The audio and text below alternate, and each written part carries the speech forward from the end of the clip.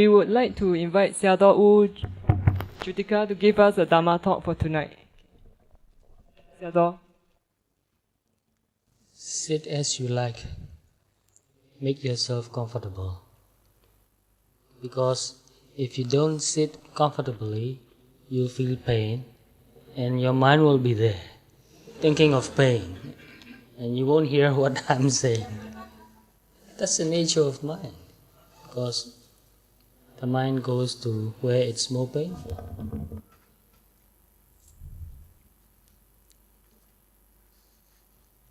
I see many familiar faces. This is the second time I come to this society to give a talk. Can anybody remember the first time I came? It was a long time ago, in 1996. Many years ago.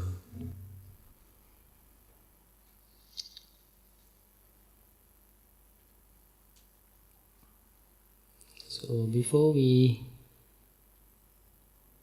I give you a Dhamma talk, or before we start our discussion, let's begin our Dhamma talk by paying respect to the Buddha, reciting Namo Tassa Bhagavato Arahato Samma Sambuddhassa. Namo Tassa Bhagavato Arahato Samma Sambuddhassa. Namo Tassa Bhagavato Arahato Samma Sambuddhassa. Namo Tassa Bhagavato Arahato Samma Sambuddhassa. I know that you already have done your chanting and puja, so you don't need to do that anymore.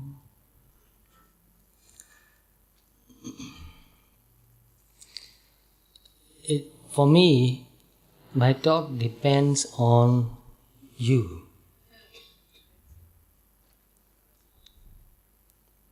The audience response is very important. When you hear what I say and when you participate in what I'm talking about, in any way, just by the expression on your face or by answering a question, it makes the talk more interesting, and it's very encouraging too, because when you know that people hear what you say, then you feel more energy, more enthusiasm to go on talking.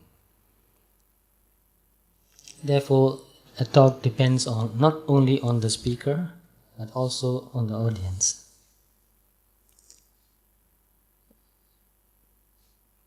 I thought of talking another subject, but I changed that. What I'm going to talk about today is why you cannot afford not to meditate. You cannot afford not to meditate. And does that sound interesting? Yes. So, I like reading, I like doing research. Since I was very young, I've been doing my own research works on many subjects. So, I read many books on research by many American doctors, especially American doctors and psychotherapists, on how meditation affects your mind and body and your way of life, your lifestyle even. So I found many things very interesting.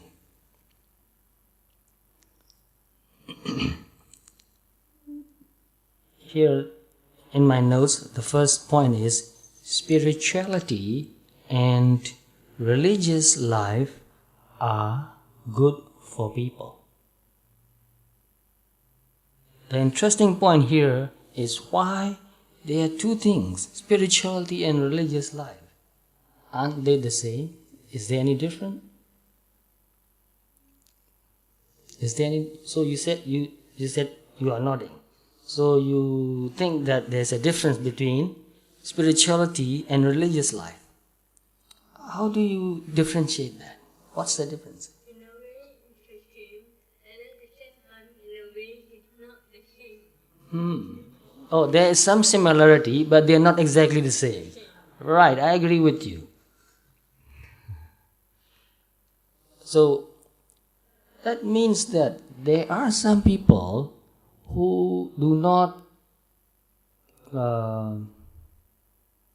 follow any strict religious rules, but they still practice something which you can say is spiritual.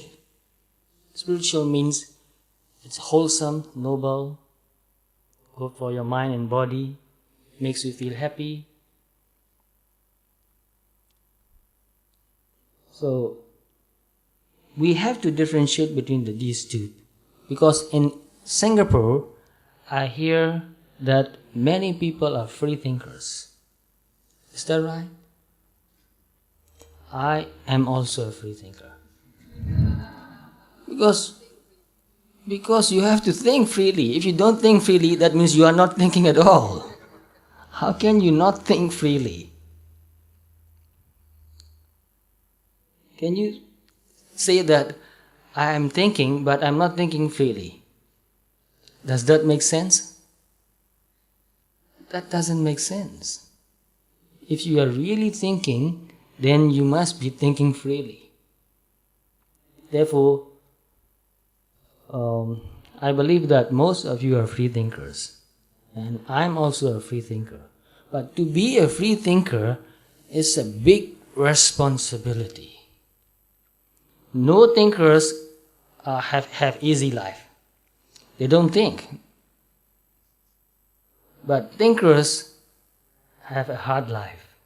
Because the more you think, the more you find that it's very difficult to make sure that something is right or wrong or good or bad, wholesome or unwholesome.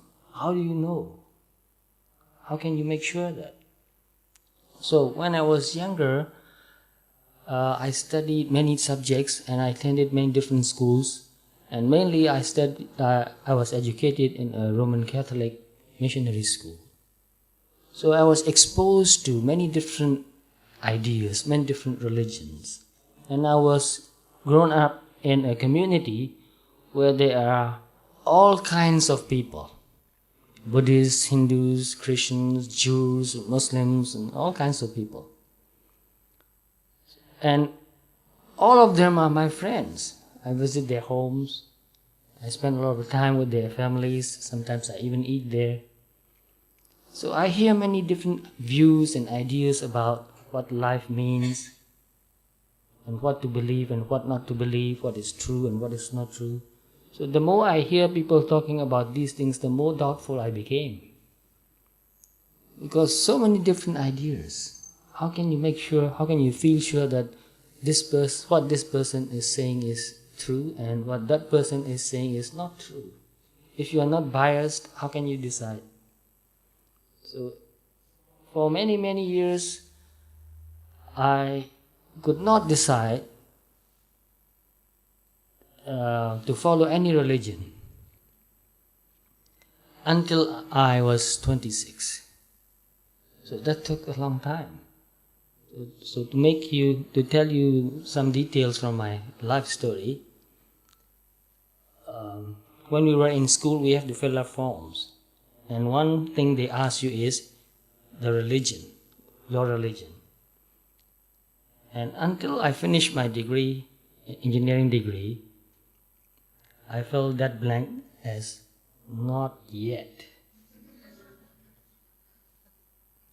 In Burmese, it sounds more interesting. In Burmese, first I said Mashi. Mashi means I don't have it. But one of my friends said that sounds very rude. So he said, then I said, then I'll change it a little bit. Meshiba. which sound a little bit softer.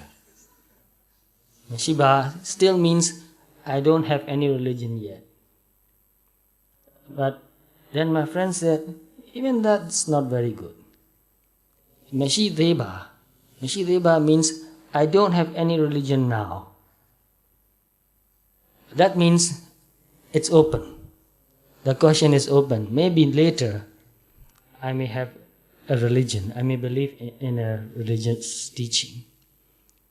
So, even though I was not a follower of any religious teaching, I was very interested in religion. I studied all religions and I practiced many religious practices just to find out from my own experience how that will affect me. So, I am a very practical man. And therefore I studied engineering. Because in engineering, you have to do something. You have to work with machines. So I studied electrical engineering, which is very complicated. Very interesting too. Electricity is the most interesting thing in the physical world. How much it can do. Just imagine that if electricity disappears from the world for one day, what will happen to the world? Everything will come to a stop. You cannot make a phone call. So I was very interested in engineering. So when I studied religion, I cannot just read something and believe it. I must do something about it. I must find out. So in my reading, I came across one sutta in the Pali text by the Buddha. And Buddha said, don't believe just because it is your tradition. Oh, that gives me a lot of freedom. Don't believe just because you have heard it so many times repeatedly. Don't believe something just because it sounds reasonable. Sometimes things sound very reasonable, but it may not be true. Don't believe something because it accords with the system, like philosophical systems. Don't believe something because it agrees with what you already believe, what you think. Don't believe something because it's in the book. And don't believe something as true, don't take it as true, just because it's your teacher who said so. So don't believe what I said.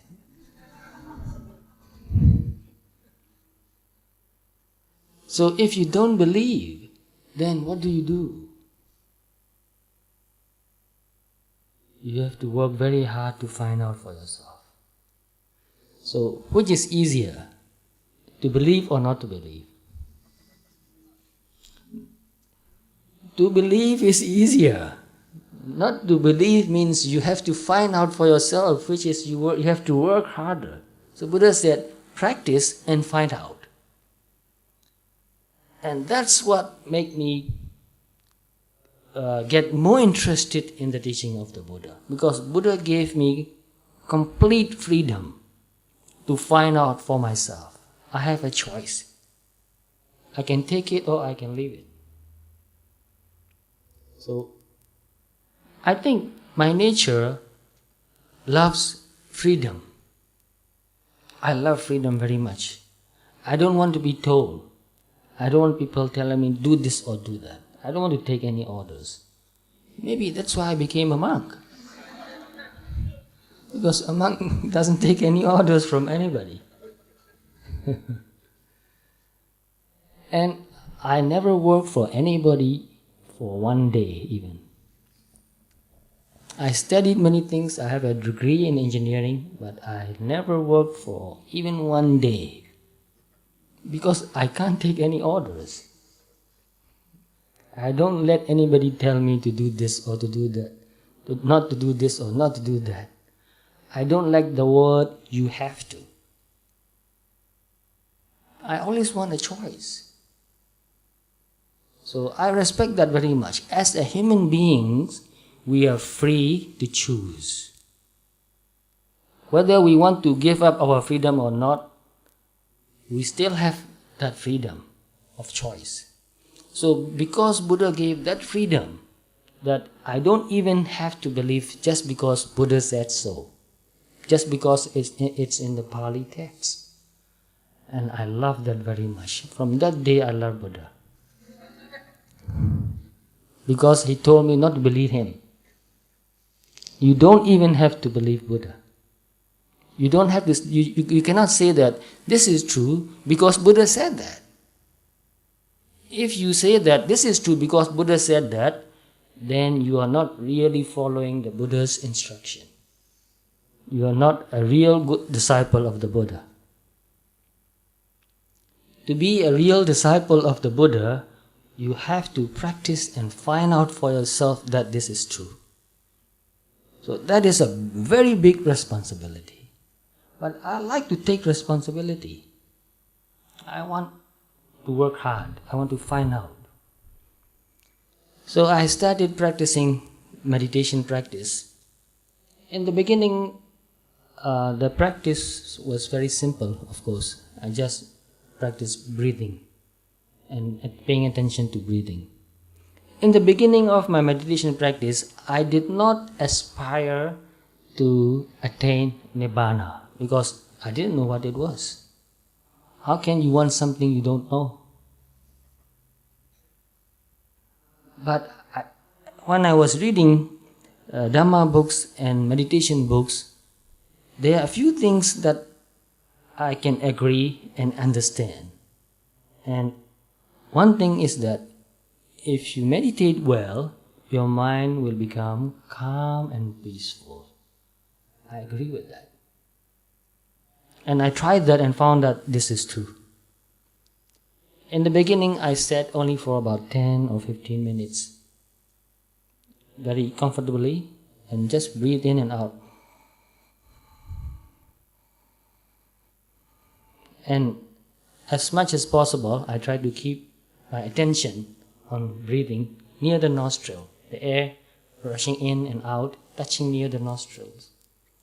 So just practicing for 10 or 15 minutes a day, every day, after a few days I found out that after sitting for 15 minutes, my mind became much calmer.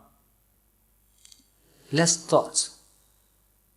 And when I pay attention to my whole body, I found out that after breathing hard for 10 or 15 minutes, my body feels more energized. The energy, the whole body feels full of energy and vibrating. I can feel a lot of sensations in all my body, and I found that very interesting. My mind got very much absorbed into observing what I was feeling in my body. And also I was watching my mind. My mind also was much calmer than before. And another thing that I found out from reading Dhamma books and meditation books is that when your mind is calm and peaceful, then wisdom arises. You become wiser. In Pali, it is samahito yatha bhutam pajanati. So this is a very short sentence. Samahito means a person whose mind is calm, whose mind is collected, concentrated. Yatha Buddha, as it is, which means the truth. Pajanati means understand. So a person whose mind is calm, understand as it is. As it is means the truth. So when the mind becomes more calm and peaceful, whatever you observe, you see it more clearly. You don't distort what you experience. And because I like learning very much, I want to have a very good brain, good mind. I want to be more intelligent so that I can understand more difficult ideas. And I studied not only electrical engineering, I studied philosophy, psychology, history, anthropology, and many different cultures, biology, astronomy, what else? I even studied about black holes. Everything is so interesting. The whole world is so interesting. People are so interesting. Trees are interesting. Clouds are interesting. Stars are interesting. So I read many books on supernovas. This world, every element except hydrogen was once formed in a supernova. It was not formed on this earth, because the earth does not have that much pressure and heat to make hydrogen atoms combine. So it was once formed in a supernova, and the supernova exploded and it gets condensed again somewhere. So all the elements in this world except hydrogen was formed in a supernova. So everything in my body was once belonged to a supernova. And I found that very interesting. When I look at the stars, that idea came into my mind. Well, I belong to that star. I am that star. They are one together. So the whole universe is one together. So I'm so interested in so many subjects that I need a kind of a better computer, better processor, so that I can understand many things. I can read many things and absorb and understand. So when I read Dharma books and meditation books and found out that if you meditate, you become more intelligent because you have less distractions in your mind. You conserve a lot of energy. Otherwise, you waste so much energy that you can't even think straight. So therefore, whenever I want to read a difficult book, before reading the book, I'll sit and meditate. Make my mind very calm and quiet so that I can forget about whatever happened before. Clear away my mind. And then I will concentrate all my attention to what I'm reading. It's just like a computer. You want to use one software so that you shut down every other software, so that you have all your memory in the computer available. So that way, I calm my mind down and shut off all the unnecessary thoughts and focus all my attention to what I am reading. That way I can understand everything I read very deeply and creatively, and found that reading is really enjoyable and exciting. So if you can read creatively, it is really enjoyable, very exciting. Since I want to know everything about the world, I thought, life is so short. There's so much to know and so little time. I still think that, so much to know and so little time. I go to the bookshops and I see so many books. I want to know many subjects, but I don't have enough time. Now I have to select some books that I think I must read, that is worth reading. So in the beginning it was more like curiosity, just very curious. But now I know that I don't have so much time. I have to select and read good books only. So after meditating for a few years, I found out that the way I think changed very much. And another reason I like meditation practice is that because I was a compulsive thinker, because my brain was too active, I could not fall asleep. That was a big difficulty too. So when I read Dharma books and meditation books and found out that it makes your mind calm and peaceful, not only in Dharma books, I read that idea in many other books too. In one other book is called Relief Without Drugs, written by a doctor named Dr. Ainsley Mears. And in that book, one disease which he put in the book is insomnia. I have been suffering from insomnia since I was in my early teens, and I still can't fall asleep easily. My brain is very active. I want to know. I keep observing my mind and body. But now I can fall asleep much better than before. So because it was very difficult for me to fall asleep, I slept in my bed with my body relaxed, the whole body relaxed, and I also let my mind relax, and I focus on breathing, and I tell myself, relax, be at peace. And I give myself suggestion, I'm feeling sleepy. I'm going to sleep. I'm going to sleep soundly. So after doing that for a few days, I found out that it works. You relax your body and mind, and you give yourself suggestion that you are feeling sleepy and that you are going to sleep. Then you sleep well. It's like I have to give myself permission to go to sleep. Otherwise, my mind will not give me permission to go to sleep. Stay awake, learn more. So, practicing meditation allows me to fall asleep. So that way, when my mind became more and more calm, it became more disciplined. When I want to do something, I can focus on what I want to do wholeheartedly. I can do everything wholeheartedly. So as I develop deeper and deeper concentration and awareness, everything become more and more interesting. So I want to give you one advice, especially younger people. Many younger people here?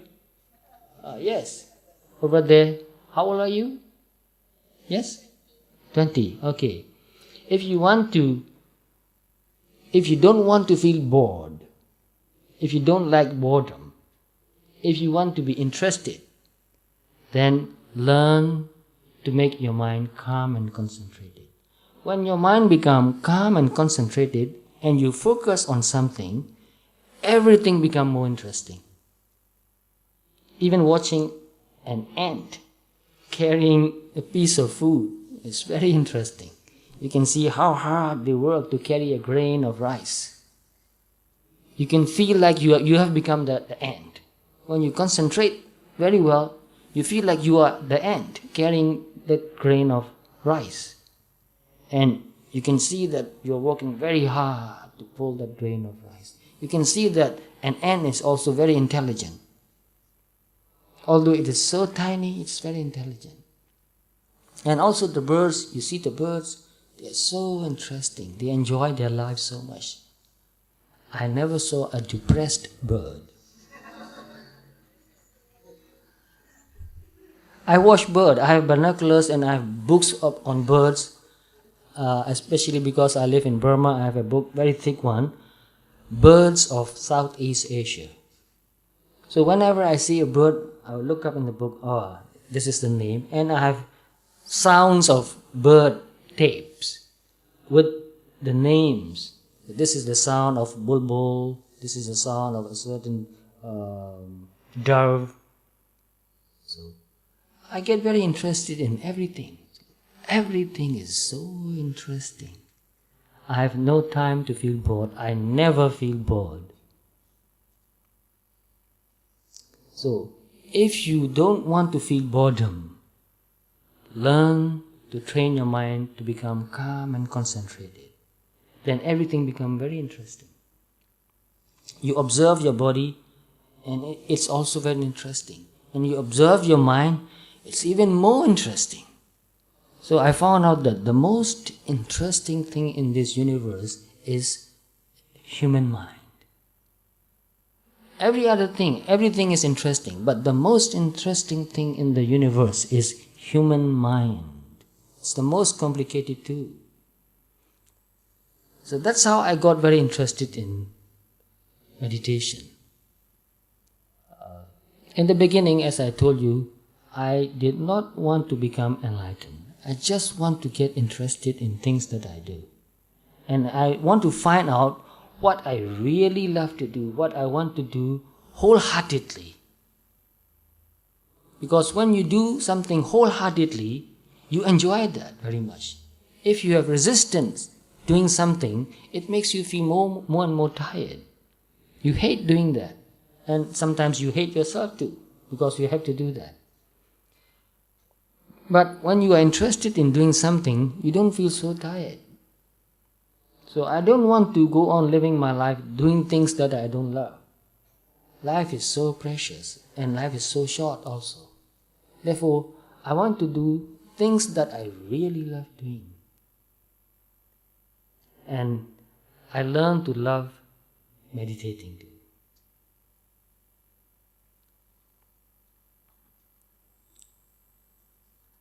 So, as I practiced meditation for many years, after about 8 years, one day, as I was meditating in my own room, in the university hostel room, my mind became very calm and quiet and peaceful and silent, completely silent. Then I understood what it means by silence. Silence doesn't just mean no sound around you. Because even though you are in a place where there is nothing happening, no sound around you, in your mind, it's very noisy. You are thinking so much that it's very noisy mind. But as I practiced meditation for many years, gradually it became more and more calm and quiet and concentrated.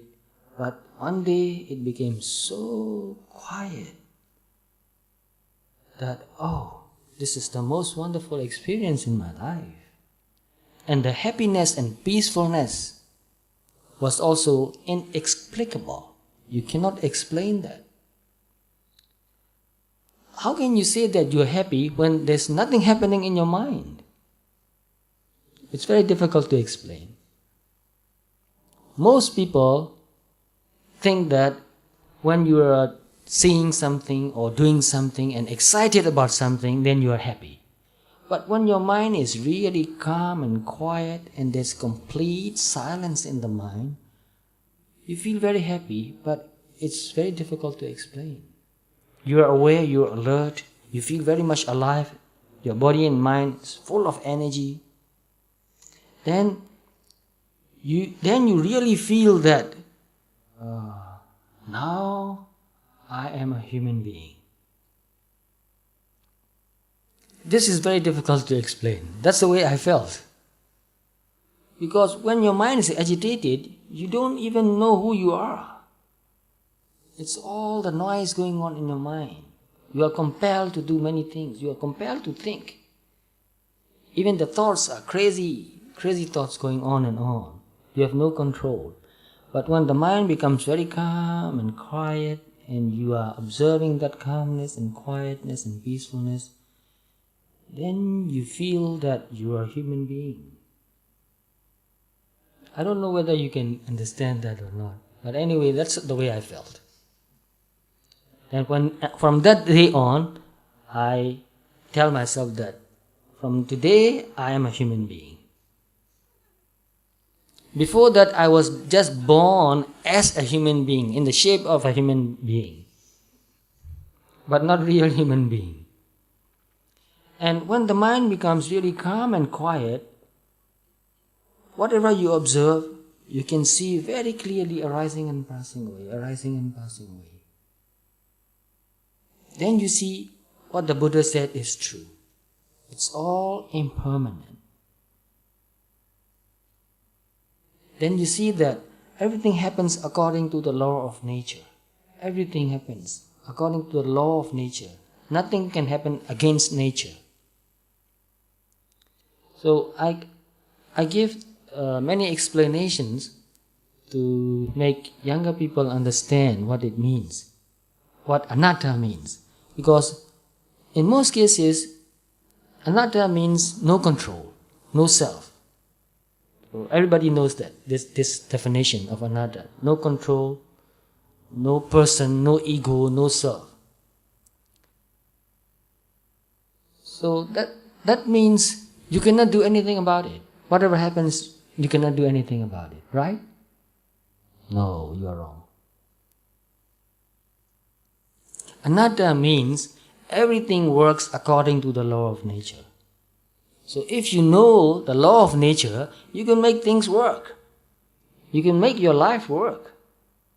You can plan your life and make it happen according to the plan even. More or less, but it depends on many other factors too. For example, if you have a lemon seed, can you make it grow into an orange tree? No way. No way you can make it grow into a orange tree. But if you know what a lemon seed need to grow into a lemon tree, you can get the right kind of soil and put the seed in the soil and you water it properly, look after it, fertilize it, and put it in the proper place where it can get enough sun. It can grow into the best lemon tree, big and beautiful. The same way with you, with yourself. If you know how your mind and body works, how your mind affects your body, if you know how things work, you can become the best human being that you are capable of, that is possible. So that is anatta. Anatta doesn't mean that there's nothing you can do and it's all hopeless. If you really understand law of nature, you accept anatta and you work according to the law of nature and you become the best that you can be. So when I understood that, it made me feel very confident. You don't feel hopeless just because you see anatta. Oh, no control, no control. All chaotic. No. Everything works according to the law of nature, systematically.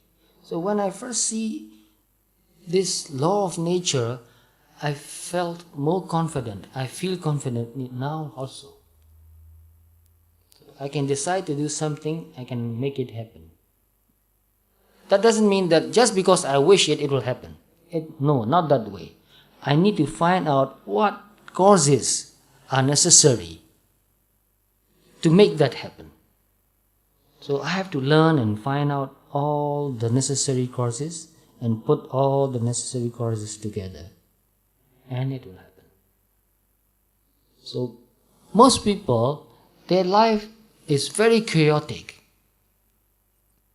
I know many people who say that nothing works in their life. Whatever they try to do, they fail. Just because they don't understand law of nature, they don't understand law of mind, they don't understand the law of karma. So meditation practice helps me to understand these things. The law of mind, the law of karma, good karma and bad karma, they are affecting your life now.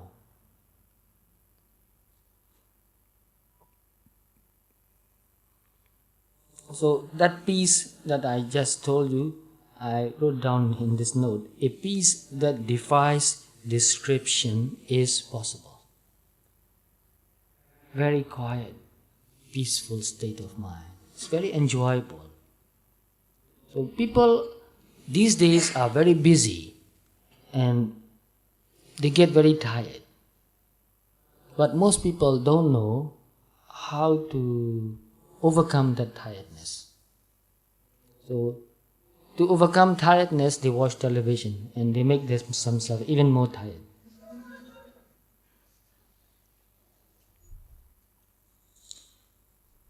And spiritual life in general is very healthy. When you study Dharma, when you practice meditation, you develop wisdom. Because of that, you know what is proper and what is not proper. You know what is healthy and what is not healthy.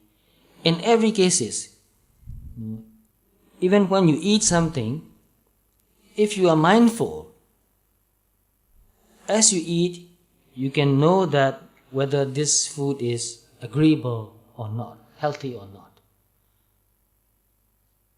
All meditators know that. And one of my friends who is a good meditator said that even before I eat that food, I know whether it is good or not. Even before that. Your mind becomes so powerful that even the smell, from the smell of the food, you can tell that this is not good, not healthy. So one of my friends who was a smoker and also a drinker meditated for a long time. When he first came to me, he said, I cannot give up smoking and I cannot give up drinking, but I want to meditate. Is that okay? I said, yeah, it's okay. Meditate first. So he meditated, and I reminded him that whenever the craving to smoke or to drink arises, watch that craving very closely. Don't give in immediately. Take your time. Get interested in that desire. Desire is very interesting. Greed is very interesting mental state. So he was very earnest and honest person. When the desire to smoke or to drink arises in his mind, he watched that mental state for quite a long time, but after a while, he can't wait anymore. So I gave him full instruction. I said, yes, if you want to drink, if you decide that you are going to drink, go, but go mindfully, get the bottle, mindfully, get the cup, mindfully, put the liquor in the cup, mindfully, take the cup mindfully, bring the cup to your lips mindfully, take a sip mindfully, but don't swallow immediately. Keep it in your mouth for a while and see what you feel. So he tried that. He kept the liquor in the mouth and mindfully watching what's happening. He said the mouth became very warm, the throat became very warm, and the cheek also became very warm, hot. And then he swallowed that slowly. And he said, when I drink mindfully, I cannot drink as much as I used to drink. I feel satisfied just after a few sips, and then I put the liquor back in the bottle and put it away. So mindfulness limits you. If you are doing something unwholesome, mindfulness limits that. So after practicing mindfulness for a long time, maybe for about a couple of years, and he still drink, but many times saying that I'm going to quit drinking. He said that again and again, I'm going to quit drinking. And he said that to his wife too. And he said, I'm going to quit drinking. But later he will go and get the bottle and drink. And his wife said, you have said that you are going to quit drinking many, many times. When are you going to do that? You are still drinking. And he got very upset. He said, don't tell me what to do. Because you are telling me not to drink, I'm going to drink.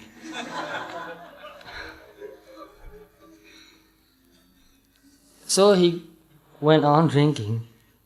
But as he meditated, the craving for this alcohol drink became less and less, and he didn't want to drink it anymore. So one day he said, from today, I will not drink anymore. And he really stopped drinking, but just to test himself whether his resolution was strong enough or not, he kept a bottle in the refrigerator. Just as a temptation to see that if he can really stop drinking at all. But he really stopped drinking. Until now, he never drinks anymore. And another lady I met in America, her story is very interesting. She was a drug addict, an alcoholic, and mentally also very unstable. She couldn't hold down a job. She couldn't get along with anybody. And she came to the monastery. So I asked her, why did you come to the monastery? She said, I can't sleep. I said, okay, if you can't sleep, it's okay. There's a kind of meditation practice you can practice so that you can sleep. What's that kind of meditation practice? Can you tell? If you practice that, you fall asleep soundly and you don't have bad dreams. Before I finish telling you, you already know. Metta meditation, of course. If you practice metta meditation, you become so gentle. So you feel peaceful, you fall asleep, you don't have bad dreams, you wake up refreshed. So I taught her to practice metta meditation. And I told her to come back the next day. The next day she came back and I said, how are you doing in your meditation practice? She said, I cannot practice metta meditation. I said, why? You send metta to yourself. May I be happy and peaceful. May I be healthy. May I have all the nice things that I want. Everybody likes to do that. She said, I don't want to think about myself. I hate myself. So I said, what about your parents? She said, my father died a long time ago. He was an alcoholic and I hate him very much because he never looked after us when we were young. Then what about your mother? And she said, my mother also never cared for us. So I don't even want to hear my mother's voice. When she called me on the telephone, as soon as I hear her voice, I put down the telephone. I don't want to talk with her. Then I said, what about your teachers in school? She said, I can't think of any teacher that I can really feel better. And friends? She said, I have no friends. Wow, I thought, this is a very difficult case. I've never met such a case before. Then I said, I'm very surprised to hear that. I'm not blaming you, but this is the first time I've heard from somebody who has nobody that she can love. Then she became very quiet and thoughtful and said, well, there's a dog that I love. It's my friend's dog. Not her dog, it's her friend's dog. When I play with the dog, I feel very happy. Then I said, oh, at least you have somebody you can love. Think of that dog and send metta. Loving a dog and loving a human being, the same mental state. So, gradually I taught her to develop loving kindness and also mindfulness meditation. Her mind is so dull and sleepy most of the time because she took a lot of drugs and she drank a lot of alcohol. So it was very hard for her to sit and meditate.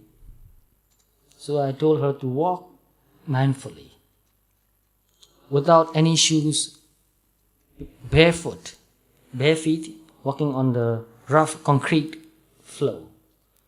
So she practiced that very diligently. She worked very hard. So she focused all her attention on taking each step slowly and putting down and feeling the sensation on her feet. So she practiced day and night. And one day she came back to me and said, last night I woke up in the middle of the night. Everybody was asleep and it was a full moon night. And I wanted to go out. So I went out and I looked at the moon. It was so wonderful. The moon was so clear and bright. And I looked at the trees, the forest, because the monastery was in a big forest, in a redwood forest. And she said, I look at the trees.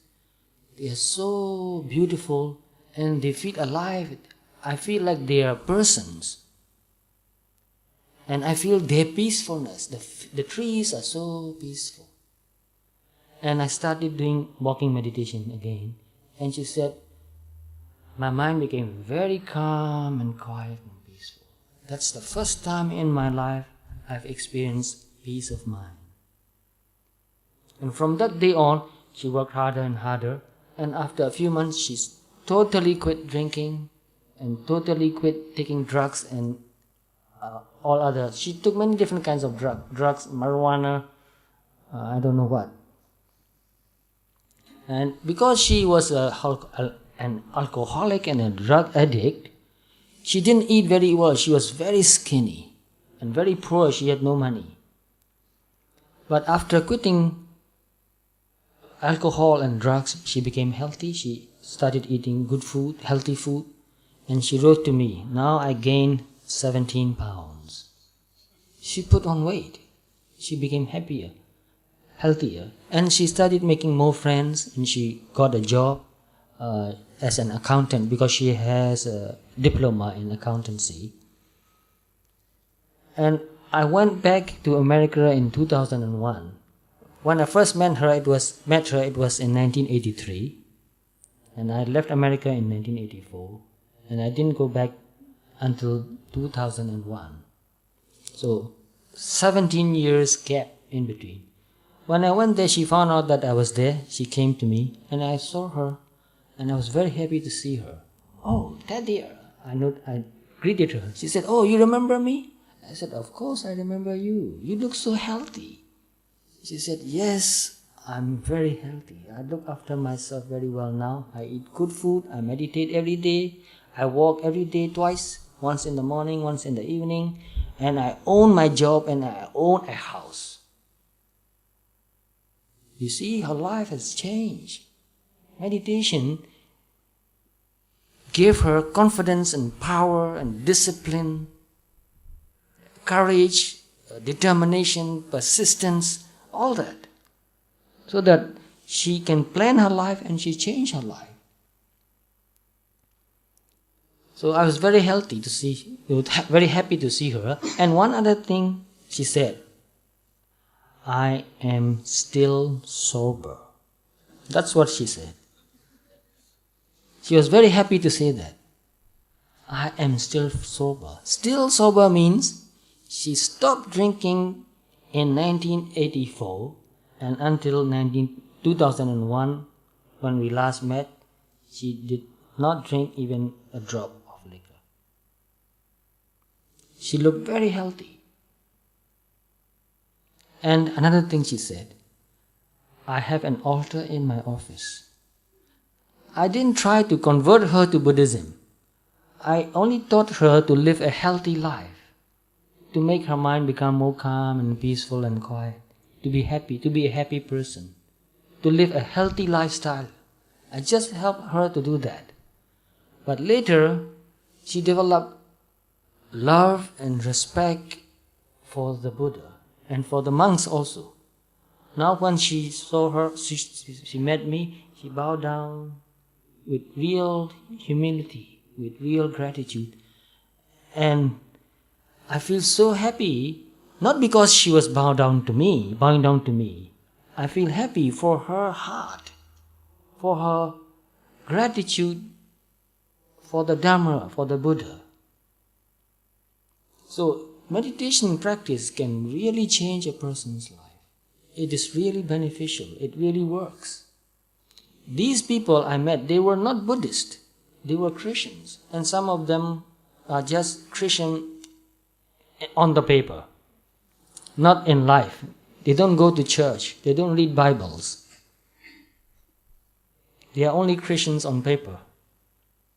But after practicing meditation for a long, long time and after they improve their life, they develop real deep understanding of the truth of Dharma, spontaneously and naturally they develop confidence in the Buddha. In Pali it is called saddha, confidence. Somebody translate that into faith, but I don't think faith is the right word. Confidence is a better word. Confidence, yes. Trust also. Trust the Buddha, trust the teaching of the Buddha. So it happened to me the same way. I was not a born Buddhist. I was just, my parents were Muslims. I went to a Christian school. I learned more Christianity than my parents' religion. But later, when I started reading many books, I became an atheist. I told myself that I cannot believe in any religion. Although some of the teaching sounds good, I cannot believe in any religion. I want to be a good human being. I want to be a friendly person. I want to be loved and respected. I want to do good work. I want to help people. And I think that's enough. But later when I meditated, I found out that that's not enough. There are deeper truths and reality that we human beings can find out, can experience. And by really seeing with our own mind the deeper truths and reality, we can become really free. So I love freedom very much. So one reason that motivates me to keep on practicing is that the more you find out the truth, the more free you become. So one philosopher said, truth shall make you free. Some people know that already, heard about that. So I like that very much. Truth shall make you free, and I agree. Therefore, I want to find out all the truths as much as I can. So I also found out that life keeps going on and on. That is not the end of life. That is only a change in lifestyle. It's not the end. And I have met many people who can remember their past lives. I lived with them for many years. I did a lot of research work on reincarnation, so to speak, reincarnation. But a better term is to say rebirth. So life goes on and on. Therefore, I thought, I must be very careful what I do every day, because it doesn't disappear. It will not disappear. What I do will affect me now, and it will affect me tomorrow, the day after tomorrow, and not only that, it will affect me in my future life too. So whatever I think, whatever I say, whatever I do will affect me now and in the future. So I have to be very careful. So I develop more and more mindfulness, and I wash my mind more and more. Whenever there is any unwholesome thoughts arising, I pay very close attention. And just by paying close attention, that unwholesome mind becomes weaker and weaker, and it stops. So just paying close attention can make unwholesome mental states become weaker and weaker and disappear. You don't have to fight. Don't fight. You will never win by fighting. Unwholesome mental state is not afraid of this fighting. It's not afraid of fighting.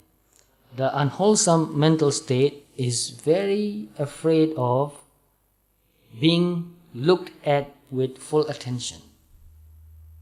If you look at any mental state, any unwholesome mental state with full attention, you'll find that it will disappear very quickly. But what happens to wholesome mental states? When you watch the wholesome mental state, it gets stronger and stronger. And when you become more mindful and you watch that mindfulness again, mindfulness becomes more strong, stronger and stronger. So if you want to develop very strong mindfulness, pay more attention to that mindful state of mind. You must know that now the mind is mindful. Mindful. So if you are aware of mindfulness, it becomes stronger and stronger. So I have benefited very much from my meditation practice, and I have met many people who I have encouraged and guided to practice awareness, mindfulness, and I've seen how their life changed. I never tried to convert anybody to Buddhism, but after they have learned from their own meditation practice the truth, the Dhamma, spontaneously and naturally they develop confidence and trust in Buddha Dhamma. So I like that way very much. And religion usually promotes healthy lifestyles and behaviors, which is very obvious. You keep 5 precepts, and 5 precepts can make your life healthier. You don't kill, you don't steal, you don't commit adultery, you don't lie, you don't take any drugs. It's healthy for your body and mind. It's healthy for the whole community. If everybody keeps 5 precepts, the community will be a really healthy community. And whoever grows up in that healthy community will be healthy too. So these days there are so much crimes and drug abuse, unhealthy lifestyles, because people don't learn much about the value of religion, so to speak, the value of Dharma. They don't really practice. So, from many books that I've read, many research books I've read, many doctors said that religious people consistently report greater life satisfaction. This is also true. Because you are not doing anything unwholesome or harmful to yourself or to other people, you love yourself more. You have more self-respect. If you are doing something evil and you know that you are doing something evil, can you respect yourself? No. So, not to be able to respect yourself is a great loss. Maybe the greatest loss. It doesn't matter whether other people respect you or not. But if you don't respect yourself, you have lost everything. If you cannot love yourself, you have lost everything. It doesn't matter whether people love you or not. Some may love you, some may not love you. It's up to them. But if you cannot love yourself, you have lost everything. So if you are a good person trying to practice the Dharma as much as possible, you have more respect and love for yourself. Sometimes you make mistakes. I still make mistakes. But I can forgive myself because I know that with all honesty and confidence in the Dharma, I am trying my best. Sometimes I make small mistakes. I can forgive myself. So, it is also very important to forgive yourself. But if you intentionally do something harmful to yourself or to other people, it's difficult for you to forgive. Because there's the intention to do harm. So religious people consistently report greater life satisfaction. And another thing, marital satisfaction. I hear many people, even recently, telling me that, oh, her husband is a womanizer. And she's very unhappy about that. So, if a person understands and values Dharma and practice and keep 5 precepts, not committing adultery, there will be not much problem in the family. So another thing is well-being. If you keep 5 precepts and practice metta meditation and also mindfulness meditation or any other kind of meditation practice, your body and mind also feels healthier. It's good for your health. And another thing is altruism. People who practice Dharma are more loving, more compassionate. Therefore, they are willing to help. They are willing to share what they have with other people. When they hear that somebody is in difficulty, in need, they are happy to help. It's not that they have the responsibility. It's not out of responsibility they help. They willingly help other people and they are happy. And self-esteem also develops, which is also very important. Self-esteem. Then to non-religious people. So these research scientists, they have observed thousands of people for many, many years, for 10 years, for 20 years, and they have all the data in the database, and they found out that people who practice loving kindness, people who practice meditation, are happier than people who don't practice any kind of meditation.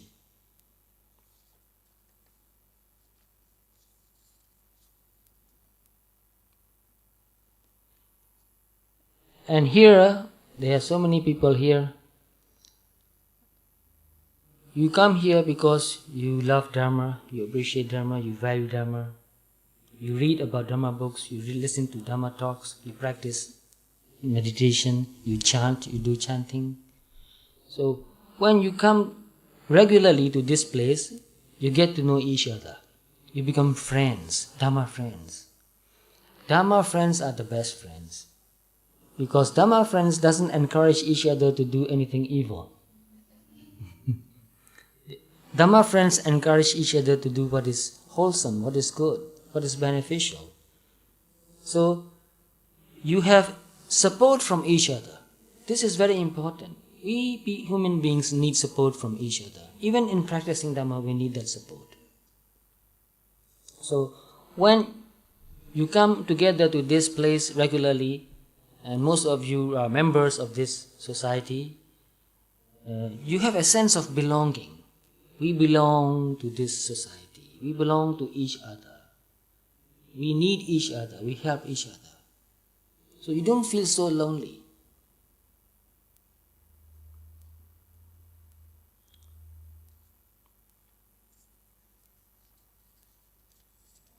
Here I have copied from that research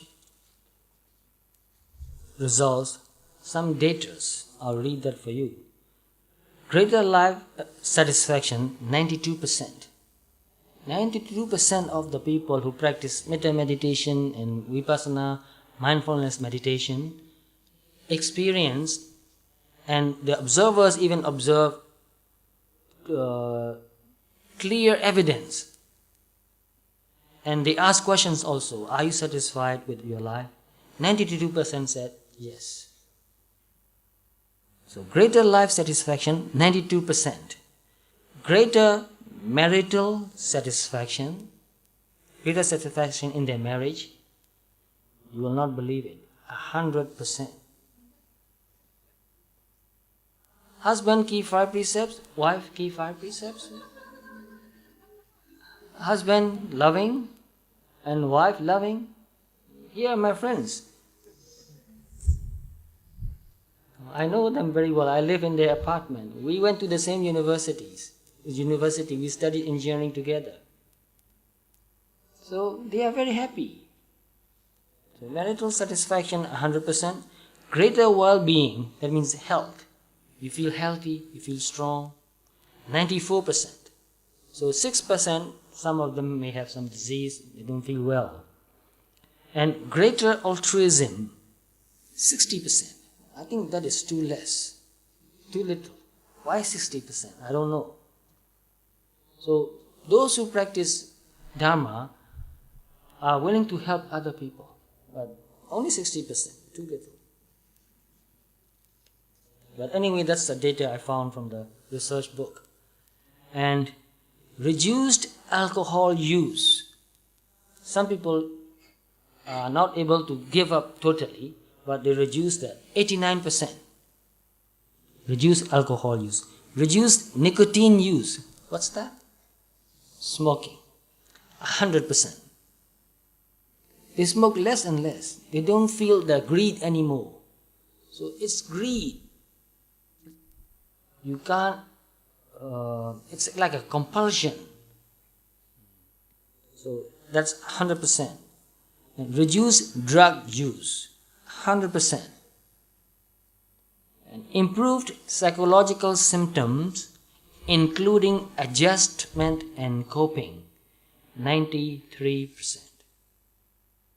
As you develop more calmness and peacefulness, you can adjust and cope with many situations.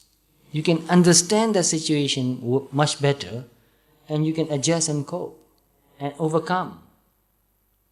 So that's 93%. It's great. And reduced depression. That's a terrible word. Depression is a terrible word. I have suffered from depression when I was in my teens. I know that. You want to die sometimes. And you hate that you were born. And sometimes you hate your parents. Why do you get married and give me birth to? Just bring me into the world to suffer this meaningless life. But when you practice Dharma and learn the truth then you feel so grateful to your parents. Now I feel so grateful to my parents. They have given birth to me. They took the trouble.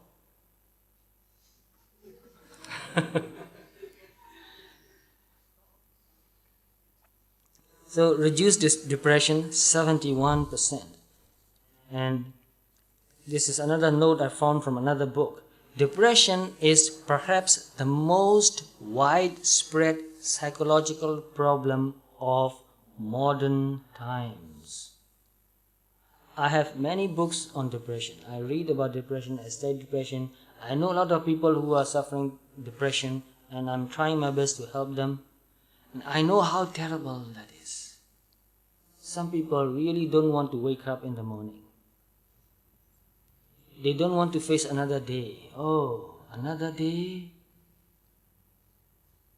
It's a big burden for them, even to wake up, get up and wash themselves, even to make a cup of coffee and drink.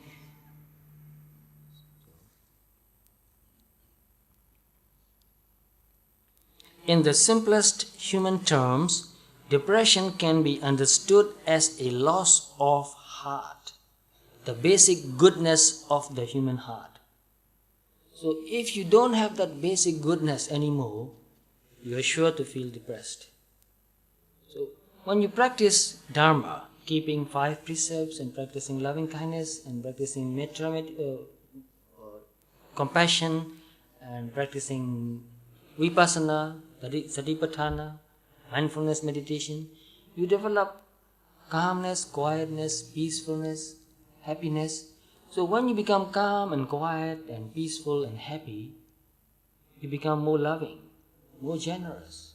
You feel happy that you are alive. You appreciate every moment in your life. So depression is a symptom that arises when we cannot feel that goodness and aliveness. We cannot feel the goodness and aliveness of our heart. You don't feel alive anymore. You don't feel goodness in your heart anymore. So when you practice meditation, you feel that you are good. You can see that as a human being, you have also good and bad qualities. But as you practice Dharma, you can see that the good qualities are getting better and better. You are developing good qualities. You become more loving, more compassionate, more forgiving, more understanding, more happy, more cheerful, wiser.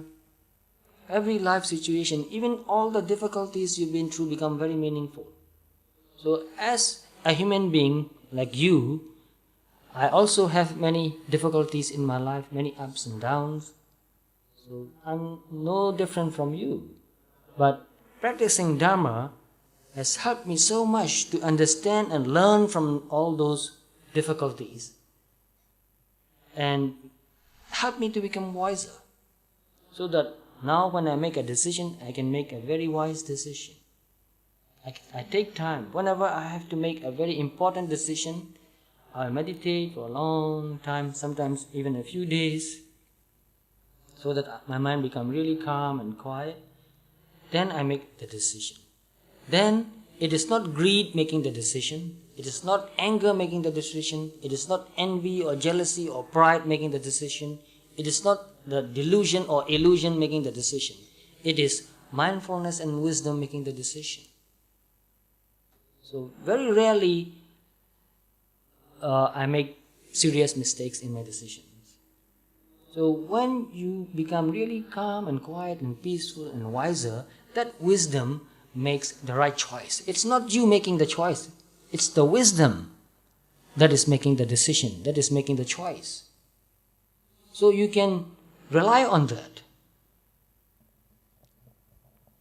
And because you know that you are becoming a better human being, you feel very happy about that. And mindfulness and concentration makes you feel really alive. Think of the opposite. When a person is not mindful, when a person's mind is really agitated, how can that person become or feel alive? For example, some people who take drugs a lot, they are so dull. They don't even know where they are. I've met a lot of people like that. They don't know what they are doing. They don't feel alive. So, wisdom can make you feel really alive. But before you get to that stage, even in the beginning stage of your meditation practice, once you become more mindful, you become more alive. When you become more concentrated and more calm, you become more alive. When you develop wisdom, then you become really alive. Wisdom can make you feel alive. It's the life of life, wisdom is. So I'm writing one book, almost finished writing a book in English, and the title in Burmese is Atheshinliya Bawate Nidu. To translate that into English, it means still alive but dead. I don't know exactly how to translate that. Your life is dead, but your body is still alive. Your life is dead, but your body is still alive. Do you know some people like that? I know many, because I go around and I meet with many people. There are some people, their body is still alive, but their life is dead. So I've written that book very thoughtfully. This is very dangerous. This is happening. So what can you do so that your life does not die before your body dies? Find out. And also teach your children too, because they are in greater danger. So depression, reduce depression 71%. But I think if you keep on meditating, almost anybody can overcome depression. Reduced hostility, that's another data, 100%. When you become more loving, more mindful, you are not so hostile anymore. Sometimes you may get angry and upset, but you don't hit or hurt another person. You may say something with anger, I don't like it, I hate it, but you will not really harm another person. But when you become really mindful, you won't even say that. You won't even say, I hate you. You will say that, I don't like that. I don't like what you said. I don't like what you did. That's okay, that's valid. You can say that. You have the right to say that, I don't like what you said, I don't like what you did. But you don't say, I hate you. So reduce hostility 100%, which is very good. Reduced general anxiety. A lot of people are going through a lot of anxiety these days. Can anybody raise hand and say that, I have some anxiety? Yes. Things are changing and you are not sure of your future. But if you have developed inner strength by practicing meditation and also wisdom, then you won't have so much anxiety. So one psychologist even called this age the age of anxiety.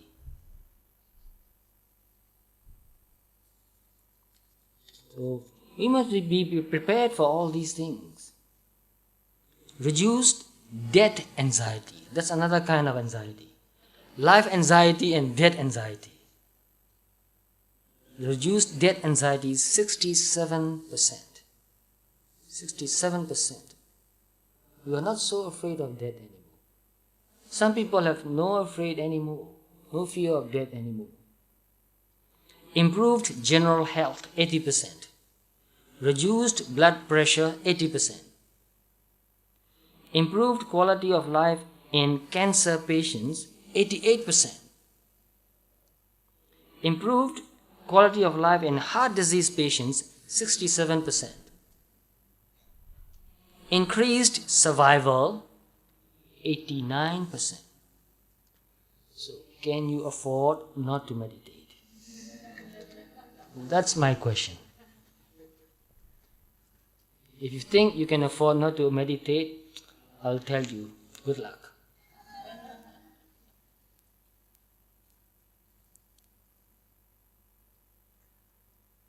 So you can learn meditation practice from many teachers. I believe that many teachers come to this center to teach meditation practice. And it's not very complicated. You can begin with very simple meditation technique, but you have to meditate regularly, every day. And that's very important. Whether you make any improvement or not, keep doing it. Because as I told you, I practiced meditation for 8 years without really making any improvement. But after 8 years, I experienced some improvement. So I am persistent. And I read in the book, I Ching, a Chinese book, I Ching. You know that book? I Ching. And in that book, in many places, it says, perseverance, prosper. Has anybody read that part? Perseverance, the same, but persistent. Perseverance means you don't give up.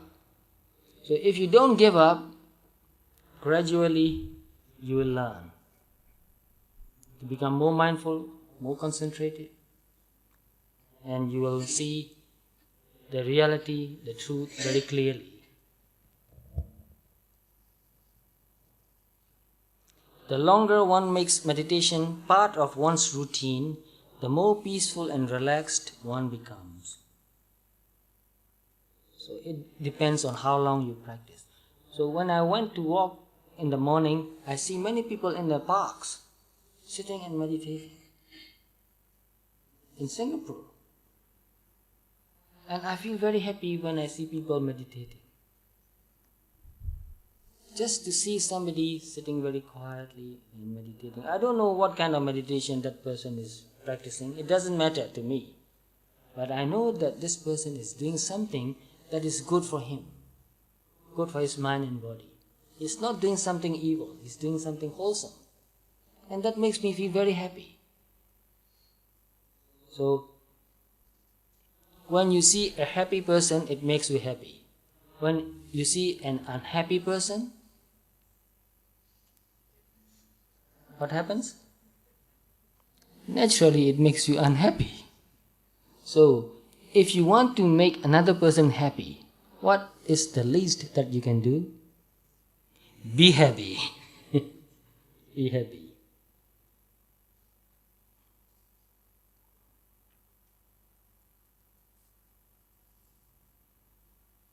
Meditative calmness could disconnect everyday thoughts and worries, calming people's bodies and mind more quickly and to a degree otherwise unachievable. This is from a medical book. This quotation is. It's not my sentence. I read from a medical book, a research book. So, meditative calmness could disconnect everyday thoughts. What's everyday thoughts? Worries. Job. Oh, prices are rising. Oh, my salary. Oh, my car. Oh, my house. My bills. My wife is sick. And my husband is sick. All the worries. So when you meditate, your mind becomes quiet. You don't think of that anymore. And it is very important. I don't mean to say that you should never think of those worries. But it is very important to have some time when you have no worries anymore. Just a few minutes of real peace every day is very important. So, meditative calmness could disconnect everyday thoughts and worries, calming people's body and mind. Your body also becomes calm. Your mind also becomes calm. So, when you work the whole day, your body is also agitated. Your mind is also very agitated, vibrating very much.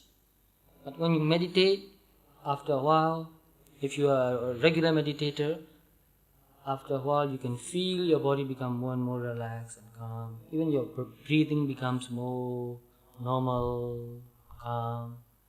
Your thoughts also become slow down and quiet more quickly, which means there's no other way by which you can make your body and mind calm so quickly. Meditation is the best way to do that. You can take sedatives to make your mind and body calm, but it also makes your mind dull. It also makes your body dull. But meditation does not make your mind and body dull. It gives you more energy. You become more alive. To be dull means to be less alive, which is not good. But when you meditate, you feel more energy and you also feel calm. You feel more alive and you feel peaceful. So, more calming people's bodies and mind more quickly and to a degree otherwise unachievable, which means there's no other way you can get so calm and peaceful. This is the only way.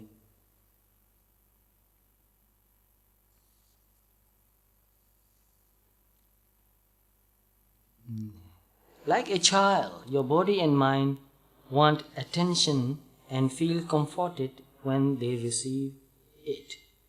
Your body and mind want attention. So pay attention to the whole body, from the head to the toe.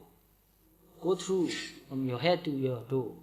Every part of your body. Don't leave any part unnoticed. So there's a word for that. Anybody know the word for that? Body scan. Body scan. Like you scan in the machine, you scan your heart. I had that last year and found out that my heart has 0% blockage. So you scan your body. You go through slowly, feel the tension, the stress. Slowly. Every part of your body. Neck, face, hands, arms, down to your toes. Slowly, slowly go through the whole body. Pay attention. And after that, you pay attention to your mind too. Your body and mind will become more and more peaceful and calm.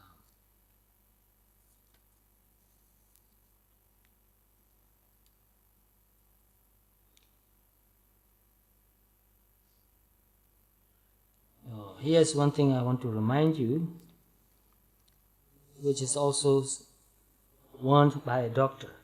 Many of us try to keep the brain as busy and active as possible. Many of us. How many of us do that? Keeping busy and active. But I've learned that a period of focusing to the exclusion of everyday thoughts can actually increase mental productivity. Some of us may think that if we think more, then we will learn more, then we will be more productive. But this is not always true. Sometimes we don't really think, we become agitated. And when you make your mind calm and quiet, you become more productive. When I was in university, before I study any subject, I'll meditate first. For 5 minutes or 10 minutes. Not to get enlightened, just to calm down. Just to calm down. And then I'll read the subject. It's quite difficult. Electrical engineering is mind-boggling. The circuits are so complicated. But if you have a very calm and quiet mind, you can see how it works. You can see the reasoning, how the law of nature works in the electrical circuit. So you can learn much more, you can remember more, you can think more creatively, you can invent something new. So to have a calm and quiet mind is more productive. So that means it is not always useful to be thinking all the time.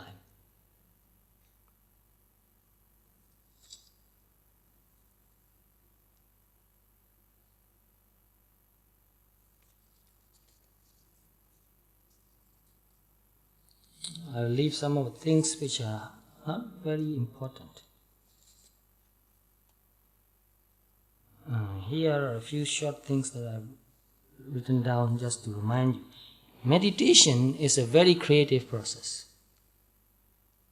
You have to learn by doing it, and as you meditate, you will learn that you, as a person, you are unique, and your meditation practice also is unique.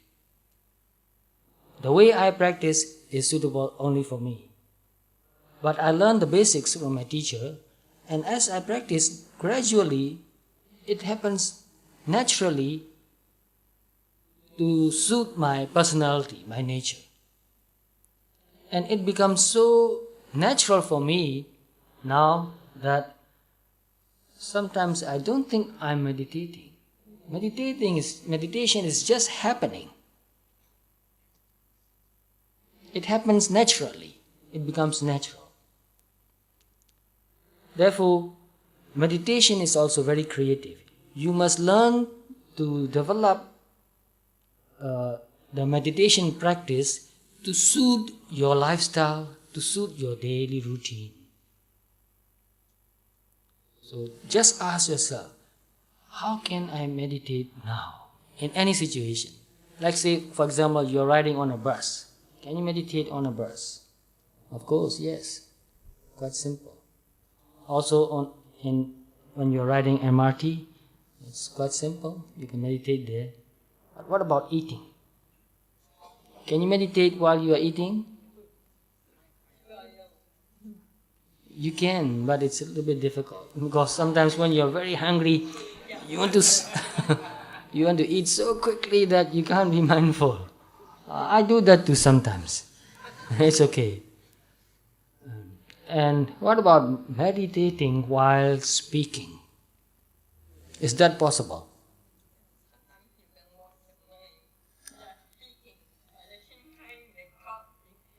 Right. Yes, you're right. You know quite well. You must be learning it for a long time.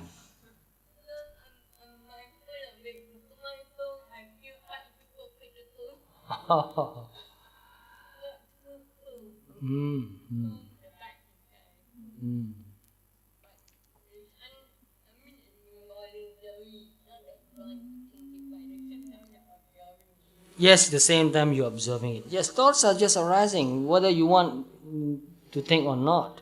Your thoughts are arising, so you watch your thoughts. So, what's the difference between thinking and talking? When you are talking, you make sounds from your mouth. When you are thinking, it's the same process. But you're not making any sound from your mouth. But you are still making sound in your brain.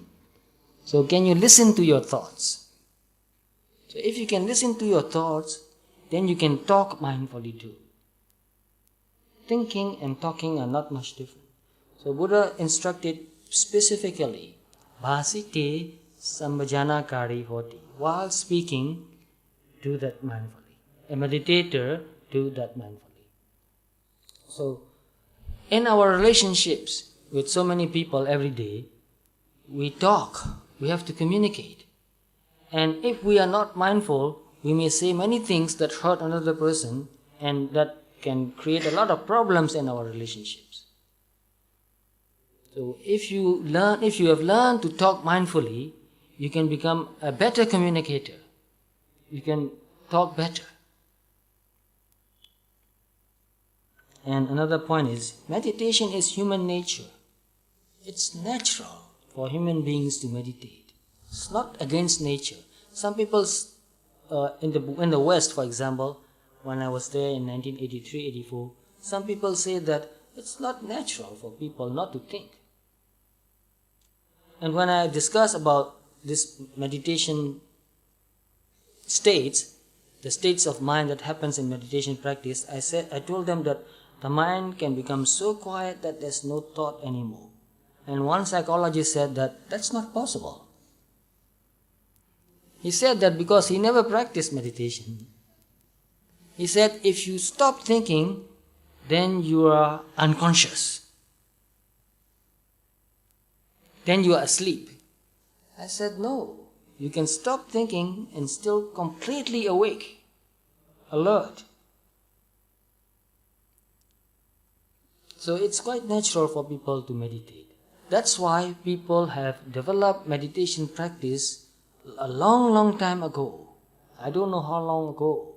Even before the time of the Buddha, there were many techniques of meditation practice. And in one cave, they found an engraving, a picture on the stone, on the rock, of a person sitting and meditating.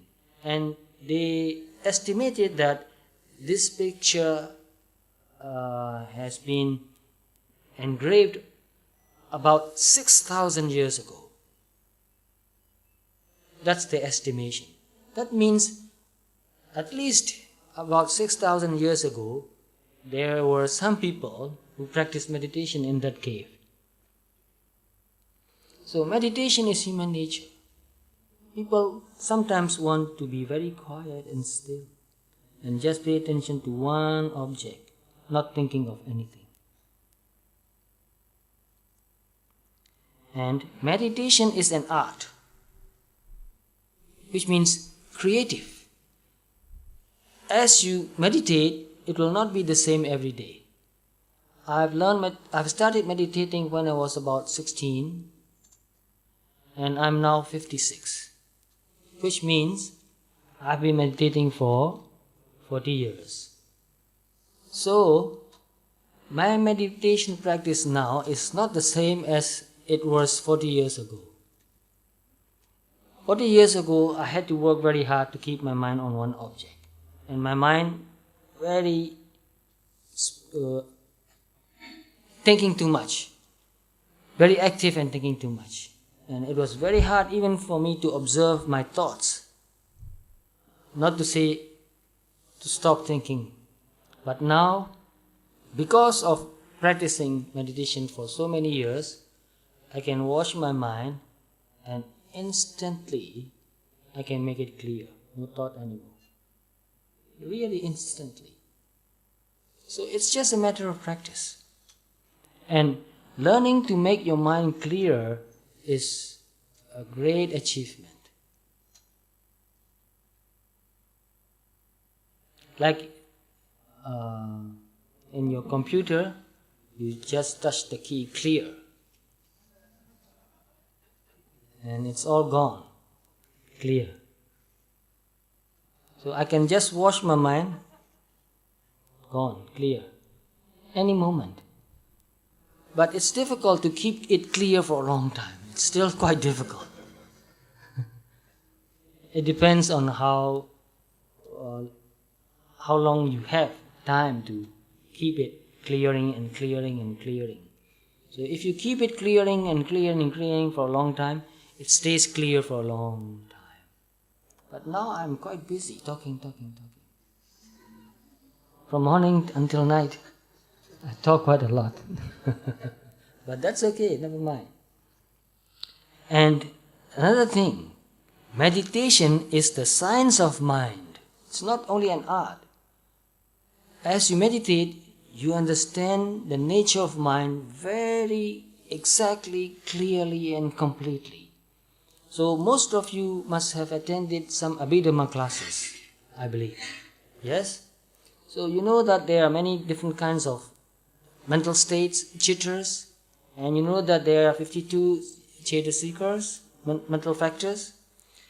If you really practice meditation and wash your mind very closely, you can really see those mental states and those mental factors. This mental state, this is loving kindness, this is compassion. You can see that very clearly. You are not thinking, you are really seeing it. You can see that this is awareness, mindfulness. This is the clarity, which means this is wisdom. This is saddha, this is confidence and faith in the Dhamma. This is happiness, practicing Dhamma. This is calmness. This is tranquility. This is equanimity. You can see that in your mind, each of these mental factors. So it means meditation is the science of mind. So I read many psychology books, and I travel quite a lot. I travel to America, Canada, England, Australia, Japan, Korea, and many times, more than 10 times to Singapore. So I meet all kinds of people, and many psychologists, psychotherapists too. And when I meet with these people, especially these psychologists and psychotherapists, I want to learn from them too. I know they know some things about their problems, so I want to know what their problems are. And we discuss about the problems, we discuss about the mind, and they ask me, how do you know so much about mind? I said, that's what I've been doing for more than 30 years, meditating. So the best way to learn about mind and to improve your mind is to meditate. You may want to read books, read good books, it's okay. But without practicing meditation, you will never really understand the nature of mind. So meditation practice is a must if you really want to know the nature of mind, your mind. So if you know your mind, then even that knowing gives you a lot of freedom. So one of my friends, who is also a meditation teacher and also a psychologist, said that if you know your mind, you are not at its mercy. Have you got the meaning clearly? You are not at its mercy. What does that mean?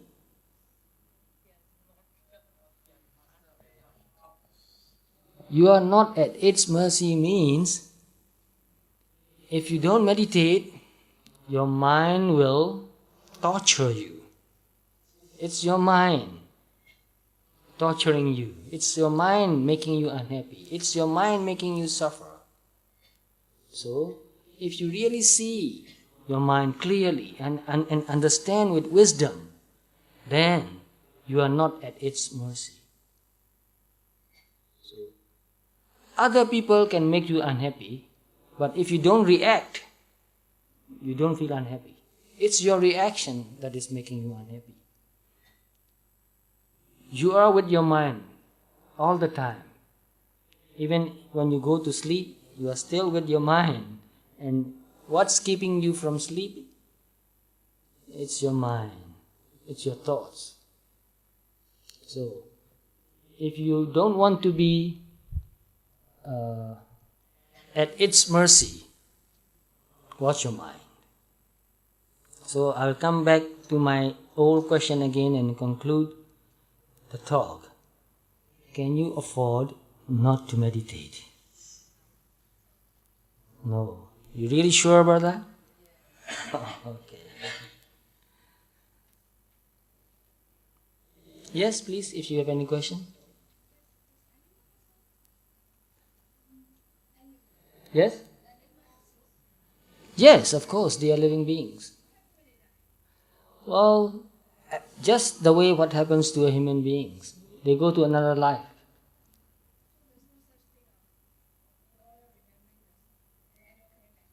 Yeah, they come back. Yes, they do. Ah.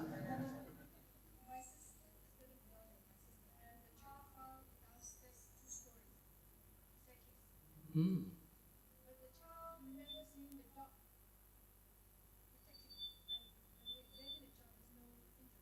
Hmm.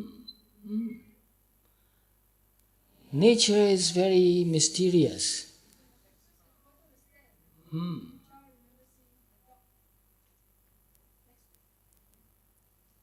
Yes, dogs dies and they get also rebirth.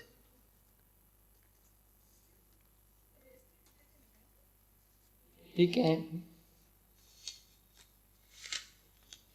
It's very strange. I cannot give you any proof now. When I was younger, I did not believe in ghosts, but now I believe. Because I have my personal experience. I don't believe something just because somebody tell me, but I have personal experience of ghosts.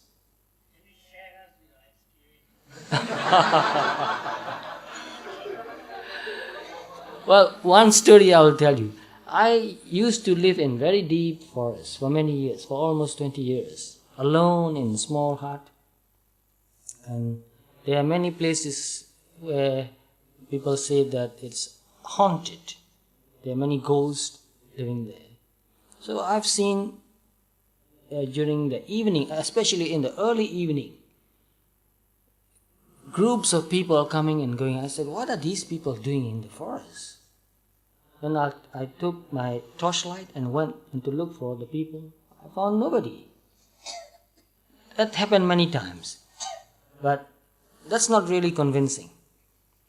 But one day I was living in a small house, not a hut, a brick house, about half this size. I had to go out for my dana, for my meal, to a person's house. So this house has one screen door to keep the mosquitoes out.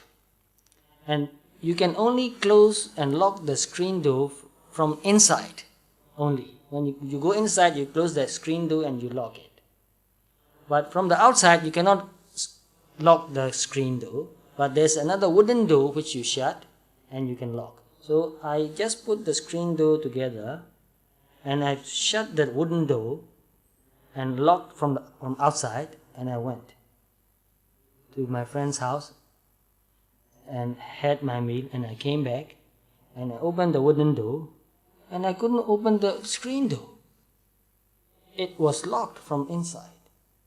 I thought maybe there was a thief who broke into the house from the window and he locked the screen door. So I must go around and check. So I went around. It's one-story house. So I went around and checked all the windows, and all the windows are locked from inside. And not only locked. In Burma, we have iron screens also. How do you call that? Trellises. Iron screen, very strong, on the windows. Window grills. Okay, window grills. So it's not easy to break into the house. So I could not get into the house. I had to force the screen door very hard and open it. And I went inside and I thought, this is very strange. And I went to check whether anything is missing there, because I had a small cassette player also. Maybe somebody want to steal it. And I had my torchlight and some clock, small clock. Not many things valuable, but just simple things that I use. Nothing was missing. And then I thought maybe it's the wind that hit the screen door and locked it. But it's not the lock, it's the latch that you have to push up and turn to keep it locked. So I thought, well, I took down the latch and I hit the screen door as hard as I can for many, many times, hoping that accidentally the latch will go up and lock. But I did not succeed in doing that. Who did that? And in the night, while asleep, I hear somebody moving around. Somebody going and doing things. And that's one story. And many other stories too. Yeah.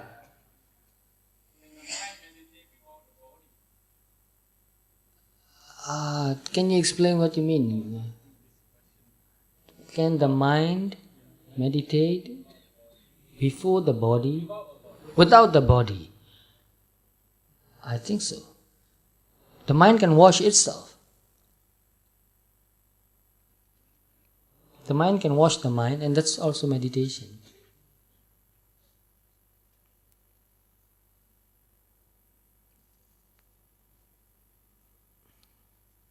Yes, please.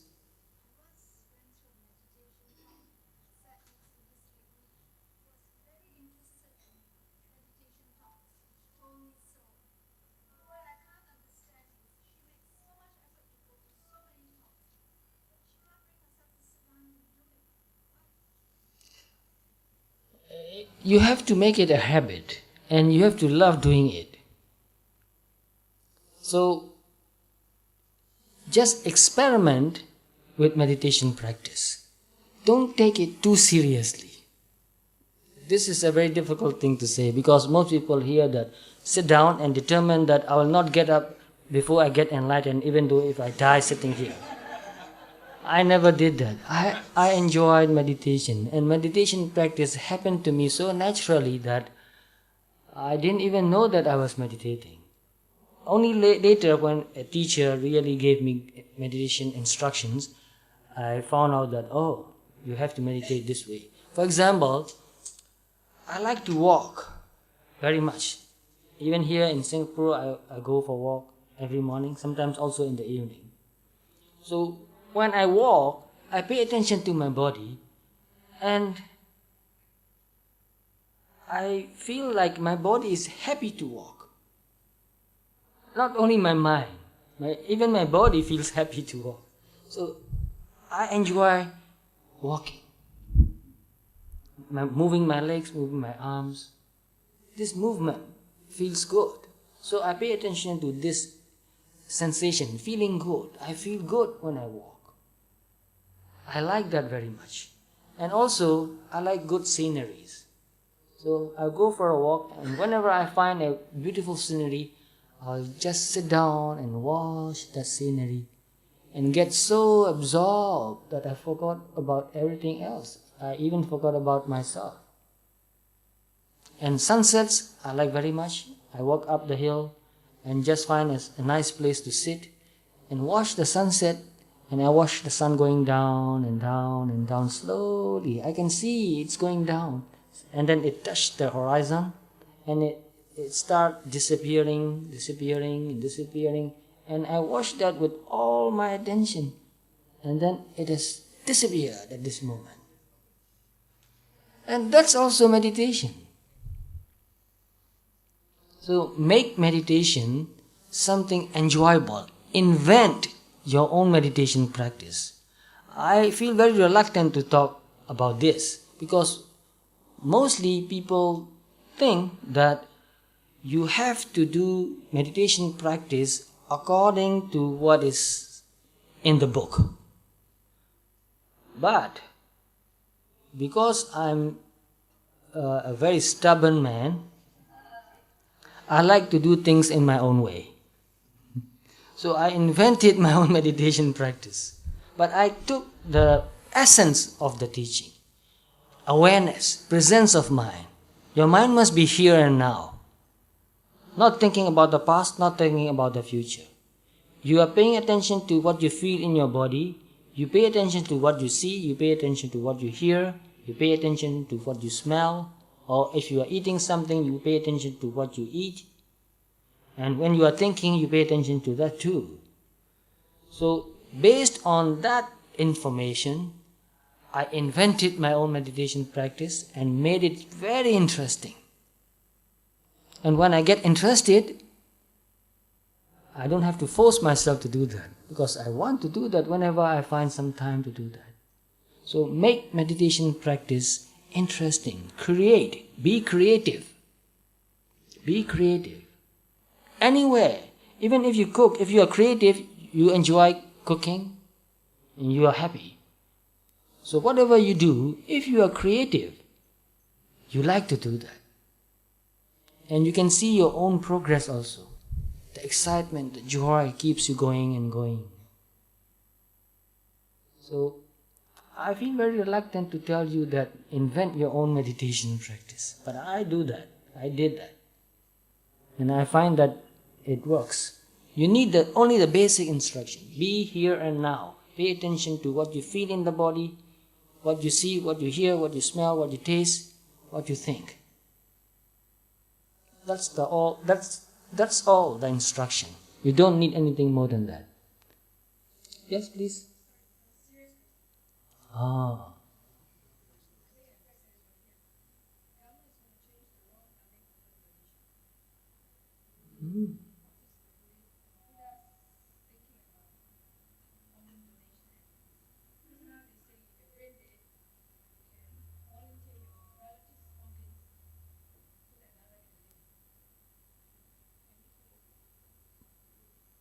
The government is now organ donation. Oh, I see what you mean. Organ donation. Changing the law, that means you can or you cannot? You can.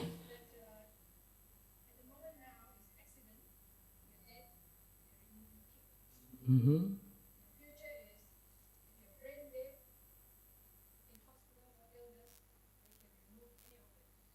Yes, yes, I understand what you mean now.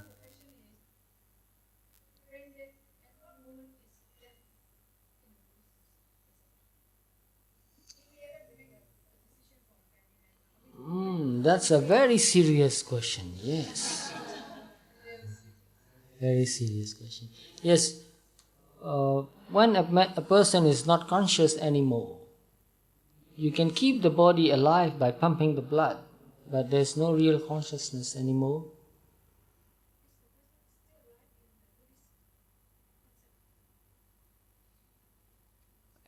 I don't exactly know what's in the book, but my own reasoning is that when the brain doesn't work anymore, then that person is dead.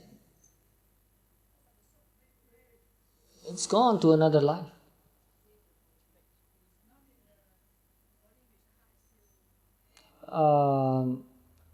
The heart, you can even take out the heart and put a pump there and keep the blood pumping.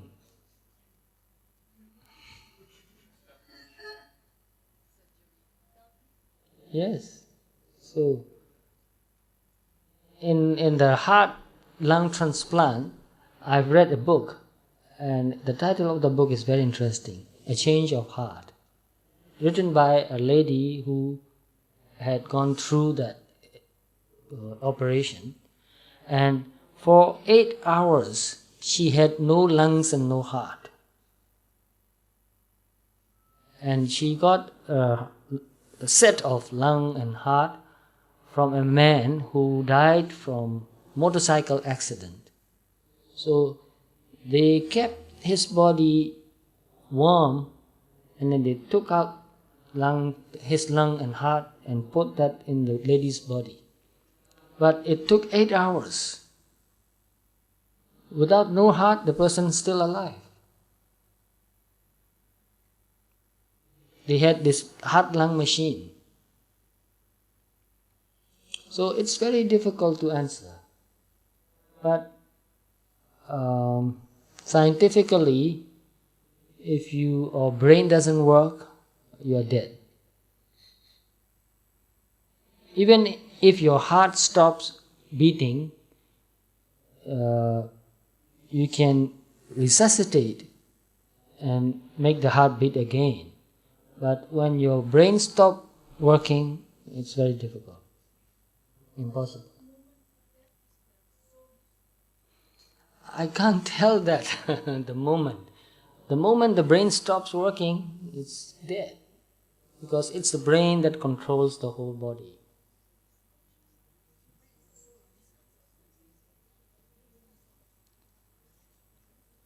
It's very difficult to talk about the soul, because in the teaching of the Buddha, we only talk about consciousness, mental states. So even now, there are mental states one after another happening. So in the same way, no difference, when a person dies, one mental state stops and another mental state happens again, continuously. So it will take quite a long time to get deeper into the explanation.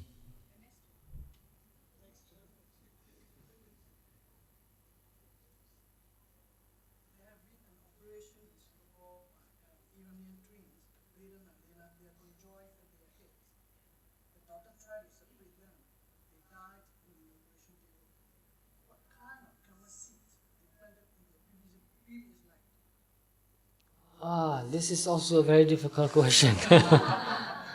I've read about people born with the heads joined, and I've read about a doctor who is a brain surgeon, Dr. Ben Carson.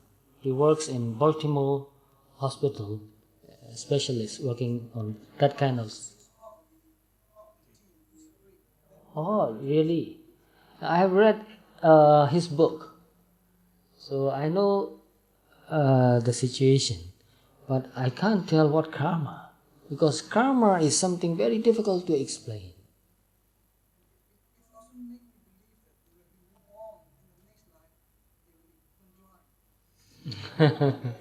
They are so attached to each other that they are physically attached.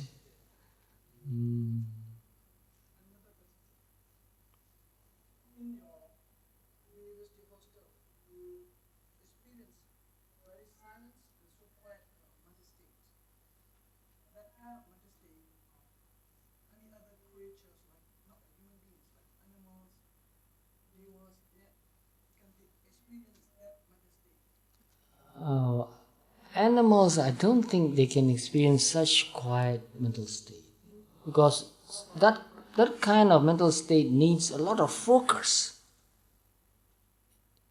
It's not just blank. It's full of awareness. It's full of energy. You need to practice to focus your mind. It's a focused state of mind. So it doesn't happen without practicing.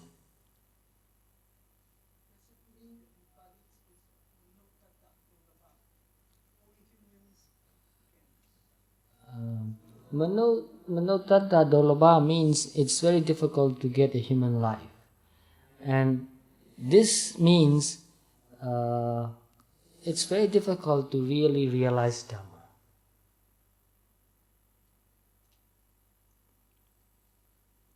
So as a human being, what's the best that we can have in this life? What's the best we can achieve in this life? Not money, not fame. But most people are after money and fame. But that's not the best we can have in this life.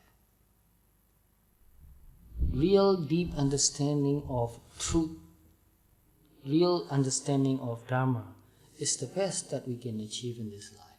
Real peace of mind, real freedom of mind too. So a person can be a millionaire or very world famous and still no peace of mind. And I think it's more difficult for a millionaire or a billionaire or a world famous person to have any peace of mind.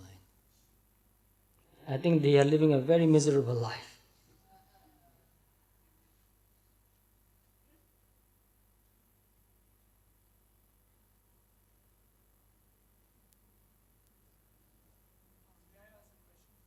Yes?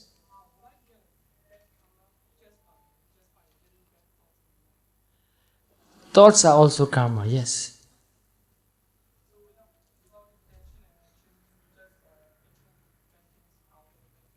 Yes, even without intention, bad thoughts can affect you. But unconscious intention is still there. Habit. That's why we need to meditate.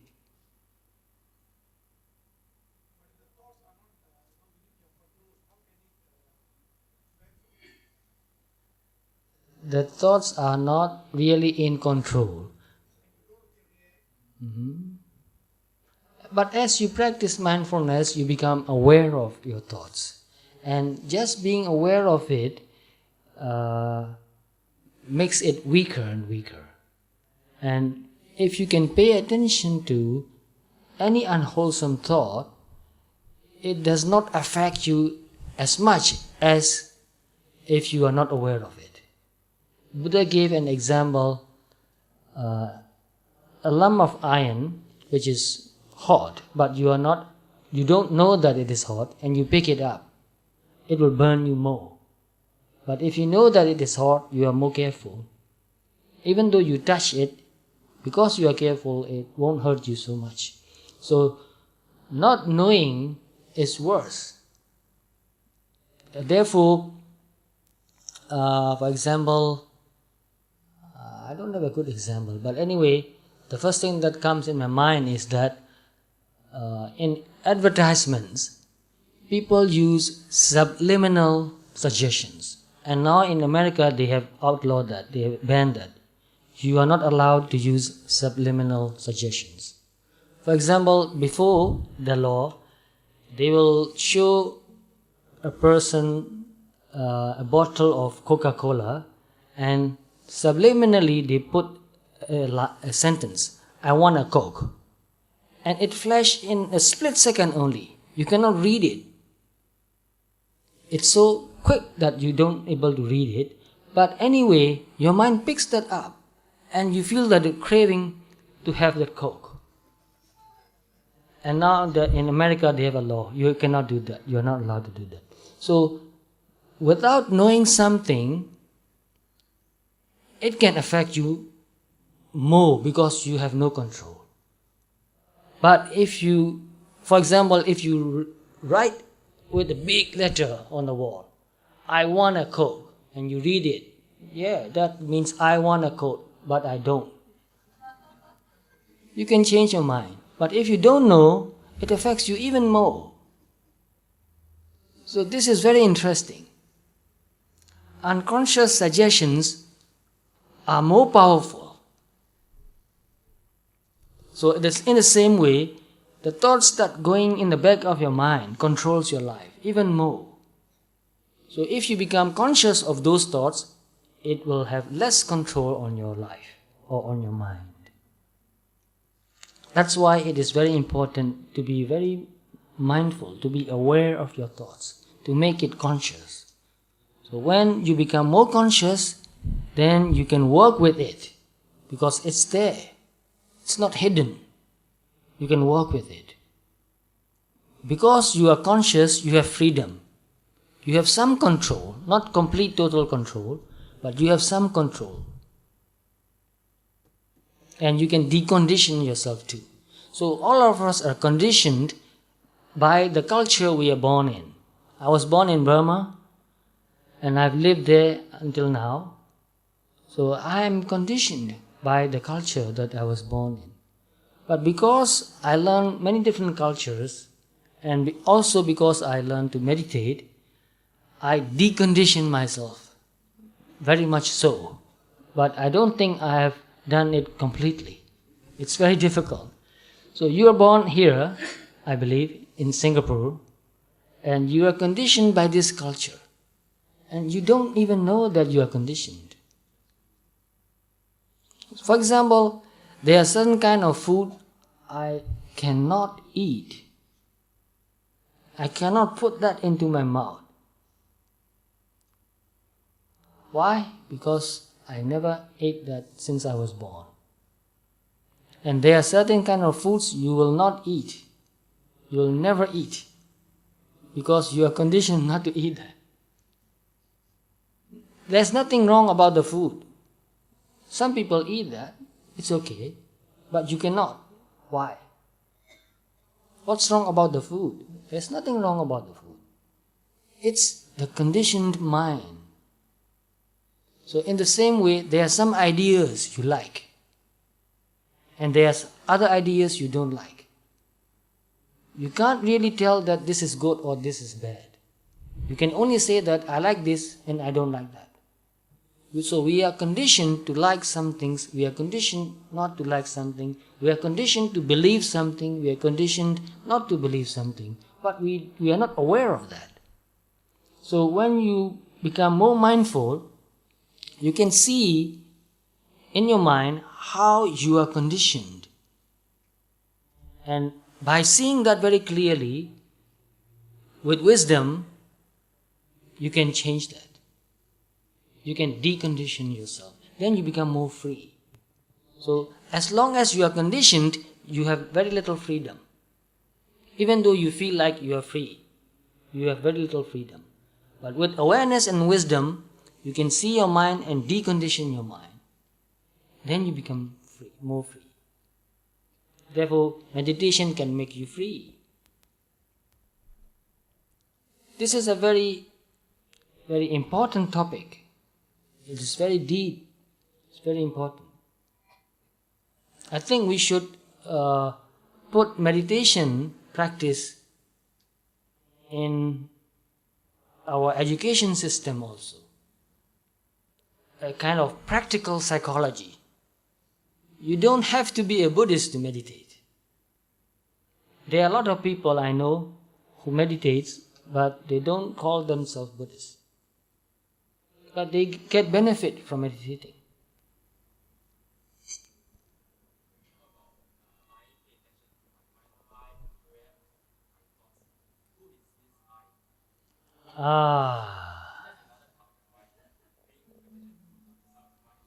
So when you are paying attention, it's the attention that's paying attention.